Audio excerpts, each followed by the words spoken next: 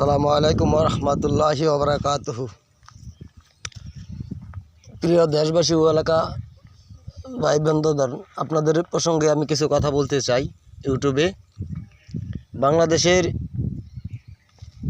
স্বাধীন করার পর আজকে বহুত লোক আছে যে মুক্তিযুদ্ধ না করেও আজকে মুক্তিযুদ্ধ টাকা পায়, মুক্তিযোদ্ধা বাড়ি পায়, কিছু কিছু অসাধু মন্ত্রী এমপিদের কারণে। আর যাদের কারণে এই দেশে সর্বোচ্চ দিক দিয়ে টিকে রয়েছে এখনো পর্যন্ত। এত কিছু করার পরেও তা হচ্ছে বাংলাদেশে যে যুবক ভাইয়েরা বিদেশে গিয়ে বিদেশ থেকে টাকা ইনকাম করে এদেশে রেমিটেন্স পাঠায়, আজকে তাদেরকে কোনো কোটা দেওয়া হয় নাই।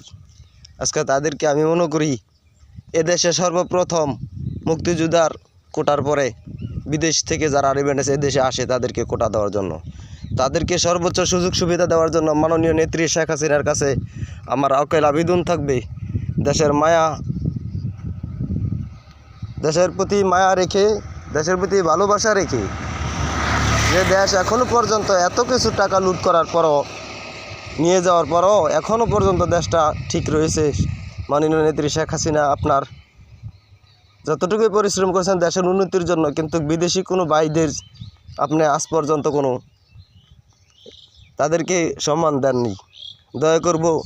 দয়া করে আপনি বিদেশ থেকে যত রেমিটেন্স আছে, যেসব বাংলাদেশি ভাইয়েরা এত কষ্টের পর রেমিটেন্স পাঠায়, তাদেরকে দয়া করে আমি বলবো আপনার বুদ্ধি থেকে একটু চিন্তা করে দেখবেন, তাদেরকে যথেষ্ট সম্মান দেওয়ার জন্য,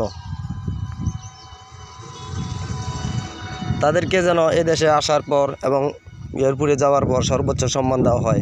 এটা মাননীয় নেত্রীর কাছে আমার আবেদন থাকবে এবং এটার জন্য একটা আইন করার জন্য যে তাদেরকে সর্বোচ্চ সম্মান দেওয়া হয়।